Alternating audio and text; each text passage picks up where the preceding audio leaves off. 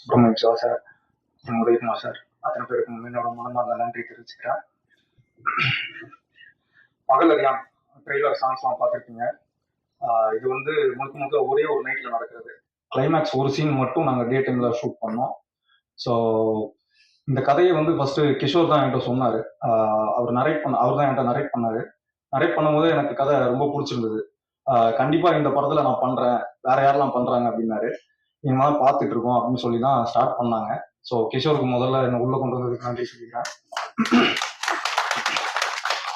அடுத்தது நம்ம Murugan sir, producer cum director come actor. So 3 வேலையை ஒரே ப்ராஜெக்ட்ல பண்றது எவ்வளோ கஷ்டன்றது எனக்கு நல்லாவே தெரியும். நான் ப்ரொடியூசர் கம் ஆக்டரா இருந்தது எவ்வளோ கஷ்டன்றது எனக்கு தெரியும்.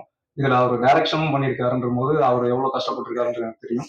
ஸோ முருகன் சார், உங்களுக்கும் ரொம்ப நன்றி. என்ன இந்த உல்ஃப் கேரக்டர்ல உட்கார வச்சு நீங்க ஒரு நம்பிக்கை கொடுத்ததுக்கு ரொம்ப நன்றி. அடுத்தது டிஓபி அபிலாஷ். யார் டிஓபின்னு கேட்கும்போது இந்த மாதிரி மலையாள படங்கள் நிறைய ஒர்க் பண்ணியிருக்காரு, தமிழுக்கு இதுதான் ஃபர்ஸ்ட் படம் அப்படின்னு சொன்னாங்க. ஒரு டே டைமா இருந்தா பரவாயில்ல, டே லைட்ல நம்ம ஷூட் போயிடலாம். ஃபுல்லாவே நைட் ஷூட்டு, அதுவும் கார் ஷாட்ஸ்லாம் நிறைய இருக்கு. சின்ன சின்ன லைட்லாம் மாட்டணும், இருக்க பட்ஜெட்லாம் அவங்க சீக்கிரம் பண்ணுவாங்களா அப்படின்னு யோசிச்சுட்டு பட் ஃபர்ஸ்ட் நாளே தெரிஞ்சிச்சு இது பயங்கரமான டீம், நம்ம நினைக்கிற மாதிரி டீம் கிடையாது அப்படின்னு சொல்லி தெரிஞ்சிச்சு. நிறைய ஷாட்ஸ் வந்து கார் டோரை திறந்து டோருக்கு வெளியே தொங்கிட்டு உள்ள கேமரா வச்சு ஷூட் பண்ணிட்டு இருந்தாரு. ஸோ அபிலாஷ், கண்டிப்பா இந்த படத்துக்கு அப்புறம் நீங்க ரொம்ப நல்லா பெரிய லெவலில் பேசிட்டு. அதே மாதிரி டப்பிங் முடிச்சதுக்கு அப்புறம் ஒரு நம்பிக்கை இருக்கும், ஓகே இந்த படம் வந்து நல்லா வந்திருக்கு, மியூசிக் பண்ண அப்புறம் பார்ப்போம் அப்படின்னு சொல்லி. ஸோ ஃபைனல் அவுட் மியூசிக் கூட பார்க்கும்போது அந்த நம்பிக்கை வந்து டபுள் ஆச்சு எனக்கு. ஏன்னா அந்த நிறைய பூஸ்ட் மூமெண்ட்ஸ்லாம் வந்து அவர் மியூசிக்ல கொடுத்துருந்தாரு விவேக் சாரோ. ஸோ அவருக்கும் ஒரு பெரிய நன்றி. கடைசியா என் கூட ஒர்க் பண்ண அத்தனை ஆர்டிஸ்ட், அக்ஷயா இருக்கட்டும், தீனானா இருக்கட்டும், நசீரா இருக்கட்டும், அப்புறம் கோபியா இருக்கட்டும், எல்லாருமே வந்து படத்துக்கு என்ன பட்ஜெட் என்ன தேவையோ அதுக்கு ஏற்ற மாதிரி ஒர்க் பண்ணாங்க. எனக்கு இது வேணும் அது வேணும் கேட்டு அந்த ஸ்பாட்ல வந்து தொந்தரவு பண்ணல. எல்லாமே நைட் ஷூட்டு, நிறைய கொசுக்கடி, கேரவான்லாம் பெருசா இல்லை. ஸோ எல்லாருமே வந்து படத்தோட அவுட்கமுக்காக தான் ஒர்க் பண்ணாங்க. ஸோ எல்லாமே சொன்ன மாதிரி ஒரு ஃபேமிலியா தான் ஒர்க் பண்ணோம். ஸோ எல்லாருக்குமே நன்றி இந்த படத்துல ஒர்க் பண்ணதுக்கு. யாராவது பேர் விட்டுருந்தா தான் மன்னிச்சிருங்க. எல்லா நல்ல படங்களையும் மக்கள்கிட்ட பெரிய லெவலில் கொண்டு போய் சேர்க்கறது பத்திரிகை தான். ஸோ இந்த படத்தையும் நீங்க பெரிய லெவலில் கொண்டு போய் சேர்ப்பீங்க அப்படின்னு நினைக்கிறேன். ஸோ கண்டிப்பா எல்லாரும் இந்த படத்தில் தேட்டரில் போய் பாருங்க. மே 24 தேட்டரில் மிஸ் பண்ணாதீங்க. தேங்க்யூ. அனைவருக்கும் வணக்கம். கதாநாயகி அக்ஷயா. இங்க இருக்கவங்க யாருன்னே தெரியலன்ட்டாங்க, யார் பேருமே தெரியலன்ட்டாங்க. என் பேரு பேரரசு. ஆமா, இந்த ஆடியன்ஸுக்கு யாரு சீஃப் கெஸ்டா வந்தாலும் சொன்னீங்க, வெளியே சொல்லணும்ல. என் பேரு பேரரசு. ஆமா ஆமா, ரொம்ப நேரம் பேசி போனால ஒருத்தர், அவரு ஆறு உதயகுமார். இன்னைக்கு கம்மியா பேசிட்டாரு. அதிர்ஷ்டசாலி அவர் ஆர் உதயகுமார் சார். சுப்பிரமணிய சிவா, மிகப்பெரிய இயக்குனர், தனுஷுக்கு பெரிய ஹிட்ட கொடுத்தவர். பேர் தெரிஞ்சிருக்கா சொல்றேன். அப்புறம் உதயகுமார் சார் சொன்னாரு, நேத்தா எனக்கு முருகன் போன்ல பேசினாரு, இன்னைக்கு நான் வந்துட்டேன் அப்படின்ட்டு. சுப்பிரமணிய சிவா நேத்தான் பார்த்தாரு, இன்னைக்கு வந்துட்டாரு அப்படின்னாப்புல. என்னைய பார்க்கவும் இல்லை, என்கிட்ட போன்ல பேசவும் இல்லை. நான் ஏன் வந்திருந்து இல்லை, அதுக்காக கூப்பிடாம வருதா? அதுக்கு மரியாதை வேணாமா? இல்ல தலைவரை கூப்பிட்டாரு நீங்க. ஆமா, உதயகுமார் சார், அப்பா நல்ல படமா இருக்கும் போது இருக்கு, நீ வந்துரு அப்படின்ட்டாரு. அதனால நம்ம அழைக்காமலே நிறைய படத்துக்கு வந்துருவோம், அது நம்ம கடமை. இந்த படத்தின் தயாரிப்பாளர் இயக்குனர் முருகன்.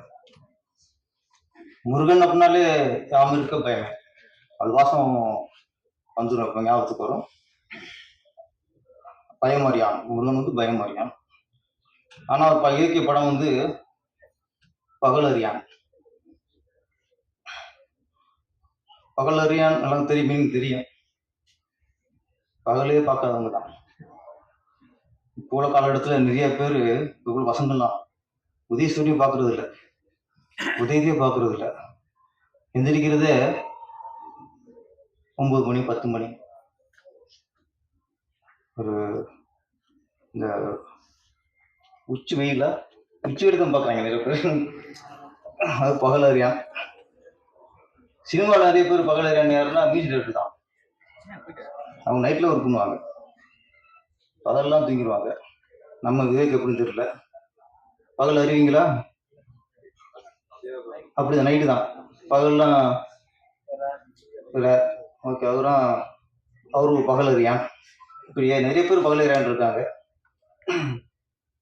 இந்த படத்தின் கதையை தெரிஞ்சு வச்சு ஒரே இரவுல நடக்கிற கதை அப்படிங்கிறனால ஓகே, அவரும் படத்தின் கதாநாயகனும் பகல் அறியான்.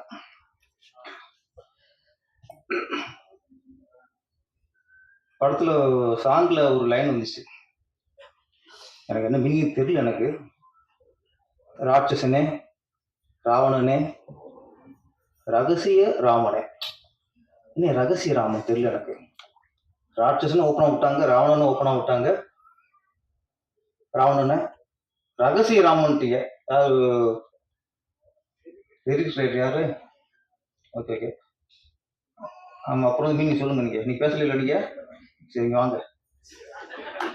நீங்க ராமனை ரகசியம் ஆகிட்ட ரகசிய சினேகனை கிட்ட போட்டிருக்காங்க, ரகசிய ராமனை.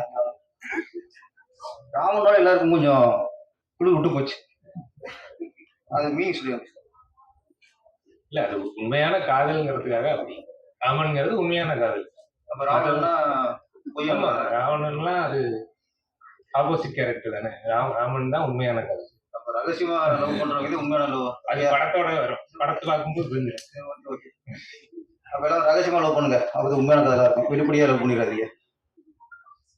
கவிஞர் குசுமானால தான் நோக்கம் வேற, இங்க விளக்கம் வேற. அது சுத்தமா இருக்கா சொன்னேன். துவைச்ச துணி துவைக்கலாமனா டெய்லி துவைச்சு கந்தையாம கசக்கி கட்டுங்கிற நான் அப்படி சொன்னேன். அது வந்து ஆரம்பமா இருக்கா புளிக்கும், நல்ல பொங்கி வரும் இட்லி. ஆமா, அப்படியே வச்சீங்கன்னா போய் இட்லி பொங்காது, அரைச்சமா அரைச்சிட்டே இருக்கணும். ஆமா, அதெல்லாம் இந்த ஒண்ணு ஆரம்பிப்பாங்க. ஏற்கனவே நம்ம ஒண்ணு சொன்ன உடனே சிலர் பேரரசன் ஆபாச பாடல்கள் அப்படின்னு லிஸ்ட் போடுறாங்க இப்போ. ஏன்னா அவன் சமயம் பார்த்துருக்கான், எப்படா மாட்டுவான் அப்படின்ட்டு. ஆமா, இங்க தமிழகம் கொண்டாடுற மிகப்பெரிய கவிஞர்லாம் என்னோட மோசம் எழுதியிருக்காங்க. நான் லிஸ்ட் போடுவேன். அப்புறம் என்ன அப்படிலாம் இருக்கு. கவிஞர்கள் வந்து சிச்சுவேஷன் எழுதுற மாதிரி பாட்டு எழுதுவாங்க. நான் வந்து வாடா வாடா தோளா வாழ்ந்து பார்ப்போம் வாடான்னு அதாவது பேச மாட்டாங்க. வேருக்கு நீர் ஊத்தித்தாம்பாரு பூக்களில் உண்பேரு அப்படின்னு அதை பத்தி பேச மாட்டாங்க. ஆனா அது கட்டுப்பாடு இல்லை. இது மாதிரி நிறைய கருத்துக்கெல்லாம் நம்ம சொல்லியிருக்கோம். நம்மளும் எல்லாம் உள்ள இறைவா, மனசுக்கு நிறைவா, எனக்கு ஒரு வாழ்க்கை தந்து விடுறான்னு அதை பற்றி பேச மாட்டாங்க. அவங்களுக்கு என்ன அந்த வடுமாங்க ஒன்று ஒன்று பிடிச்சி தொங்குவாங்க. எனக்கு பழுக்க மாட்டேங்குது. ஏதோ தெரியாத எழுதிவிட்டேன், வடுமாக்கா கவிங்கிறான்டாங்க நம்மள. கருத்துவ படத்தின் எழுதியிருக்கேன். தெய்வத்துக்கே மாறு வேஷமா எழுதுறோம்ல, அவங்க கால ஏற ஏற அந்த மாதிரி. உங்களுக்கு இப்ப தெரியாது, நீ வளர்த்துக்க கூட தெரியும். செதுக்கி ஆப்பு வைப்பாங்க. இந்த படத்துல இசை நல்லா இருந்தது. அப்புறம் கதாநாயகி சுக்குமேஷ் வந்து நல்ல விஷயம் சொன்னார். கண்ணீருக்கு மதிப்பே இல்லை, விலை மதிப்பில்லாது. அது பெண்களோட கண்ணீர் வந்து அதுக்கு அது மதிப்பு அளவிட முடியாது. அவங்க பேசும்போது அவங்கள மீறி அது சோகம் வந்து கண்ணீர் வெளியே வருதுன்னா அது இந்த படத்து மேல உள்ள வைத்த காதல். இந்த படத்துல அவங்க கதாநாயகன் லவ் பண்ணவங்க இல்லையோ, இந்த படத்துல லவ் பண்ணியிருக்காங்க. இந்த படத்துல ஒரு இன்வால்மெண்ட், இந்த படம் நல்லா வரணும், ரொம்ப நாள் போராடி படம் முடிஞ்சுன்னு நினைக்கிறேன். அந்த ஆதங்கம் அது வந்து எமோஷனா அவங்க பார்த்து வராம அழுதுருக்காங்க. அதுவே ஏன்னா என்ன சொல்றேன்னா, நிறைய ஆடியோ ஃபங்க்ஷனுக்கு கதாநாயகியே வர்றதில்லை. சம்பளம் அவங்களோட முடிஞ்சு வச்சு வர்றதில்லை. இங்க கதாநாயகி வந்து அவருக்கு கண்ணீரும் வருதுன்னா உண்மையிலே நீங்க பெரிய மதிக்கக்கூடிய கதாநாயகி. அப்போ நான் அவங்கள ட்ரெய்லரே ரொம்ப ரொம்ப கவனிச்சு பார்த்துட்டு இருந்தேன். கரெக்டாக சோனியா அகர்வால்ல அவங்க மாதிரியே இருக்காங்க. அவங்க தங்கச்சி மாதிரியே இருக்காங்க. சோனியா அவர்கள் வந்து ஒரே படத்துல மிகப்பெரிய ஹீரோனி ஆகிட்டாங்க. அந்த சோனியா அவர்கள் ஃபேஸ்ல அதுல அழகு என்னன்னா, கண்ணு இல்ல, மூக்கு இல்ல, வாய் இல்ல, அவங்க ஃபேஸ்ல ஒரு சோகம் இருக்கும். அது அவங்க அழகு. இவங்களுக்கும் இந்த சோகம் இருக்கு ஃபேஸ்ல. அதனாலதான் அவங்க கண்ணீர் வந்துருச்சு, அழுகு வந்துருச்சு. ஆனா நீங்க சோனியா அவர்கள் மாதிரி அவங்கள விட பெரிய அளவுல வெற்றி அடையணும். மோனலிசா. ஆமா மோனலிசா. ஆமா மோனலிசா வந்து சிரிப்புல ஒரு சோகம். ஆமா அதே மாதிரி நீங்க மோனலிசா மாதிரி உலக புகழ் அடைஞ்சிருக்க சுக்ருஷா வந்து நம்மளோட ரொம்ப பெரிய மனசுல இருக்காரு. ஆமா நீங்க உலக புகழ் அடைஞ்சிருக்க. அப்புறம் வெற்றி சார், கதாநாயகன் வெற்றி. இவர் வந்து சினிமாவிலேயே போராடிட்டு இருப்பாங்க ரொம்ப வருஷமா. இப்போ கவின் நடிகர் ரொம்ப வருஷம் அதிலே இருந்து இன்னைக்கு மிகப்பெரிய வெற்றி அடைஞ்சிட்டாரு. அதே மாதிரி வெற்றி இப்போ வந்து இதுக்குள்ளே இருக்காரு. அவருக்கு என்ன ஸ்பெஷல்னா, அவர் தேர்ந்தெடுக்கிற கதைகள் நான் தொடர்ந்து பார்க்குறேன். 8 தோட்டாக்கள், பம்மல், ஜிவி, இந்த படம் ட்ரெய்லர்லேயே ஒரு வித்தியாசமான கதைன்னு தெரிஞ்சு போச்சு. வித்தியாசமான கதைகளை தேர்ந்தெடுத்து நடிச்சிருக்காரு. கண்டிப்பாக உங்களுக்கு ஒரு நாள் மிகப்பெரிய வெற்றி அடைஞ்சிருக்கு சார். அப்புறம் இதில் இன்னொரு விசேஷம்னா சந்தோஷமா இருக்குதுன்னா, ஸ்டோரி கிஷோர்குமார் அதுக்கார கதை வந்து கிஷோர்குமார், இயக்குனர் முருகன். இதுதான் ஆரோக்கியமான விஷயம் சினிமாவில். ஏன்னா இன்னைக்கு மலையாளத்துல வந்து நிறைய டிஃப்ரெண்ட் கதை வருது. சின்ன சின்ன கதை படங்களை வந்து மிகப்பெரிய வெற்றி அடையுதுன்னா, அங்கே கதாசிரியர் வேற இருப்பாரு, இயக்குனர் வேற ஒருத்தர் இருப்பாரு.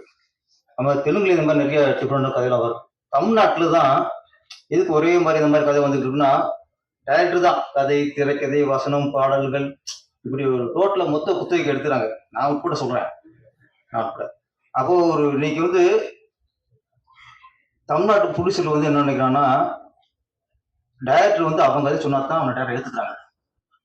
இன்னொரு கதையை சொல்லி இந்த கதை எடுக்க போற அப்படின்னா, உன்னால கதையை பண்ண முடியலையே நீ டைரக்டர் அப்படின்னு அவங்களுக்கு நம்பிக்கை இல்லாத வந்து.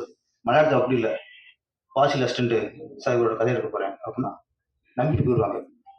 ஜோஷியோட அசிஸ்டன்ட் சாஹிபோட இந்த கதை எடுக்க போறேன் அப்படின்னா நம்பி படத்தை கொடுத்துருவாங்க. சித்திக் அசிஸ்டன்ட்னா இன்னாரோட கதை எடுக்க போறேன் அப்படின்னா நம்பி கொடுத்துருவாங்க. இங்க அப்படி இல்லை. இங்க ஒரு புது இயக்குனர் வந்து அவர் கதையை சொன்னாதான் அவன் மேல பிடிச்சிருக்கு நம்பிக்கை வரும். அது ரொம்ப காலமா நீங்க தமிழ் திரையுலகில் அது ஒரு இது இருக்கு. அதனால நிறைய புதுசா இங்க படம் வரமாட்டேங்குது. அப்போ ஒரு நல்ல கதை, ஒரு அனுபவமுள்ள இயக்குனரை ஒரு தயாரிப்பு நம்பி கொடுக்கும் போதுதான் இங்கேயும் மலையாளம் மாதிரி புது புது படைப்புகளாம் வரும். இந்த படம் கதை ஒருத்தர், இயக்குனர் ஒருத்தர், இன்னொன்னு இயக்குனரே புதுசு ஆறாருன்னா அந்த கதை மேல ஒரு நம்பிக்கை அது ஒண்ணு இருக்கு. ஆசைக்கியாக இந்த படம் பண்ணிக்கவே முடியாது. ஒரு கதை மேல நம்பிக்கை, இன்னொன்னு இயக்குனர் அவர் நிரூபிக்கணும். அவர் நடிச்சிருக்காரு, வெற்றிங்கிற ஒரு நல்ல ஹீரோ நடிச்சிருக்காரு. இதெல்லாம் பார்க்கும்போது கண்டிப்பா அந்த படம் ஒரு வித்தியாசமான படமா இருக்கும். வெற்றி படம் அமையும். நன்றி, வணக்கம். நன்றி. படத்தை வெளியிட உள்ள டிஸ்ட்ரிபியூட்டர் காசி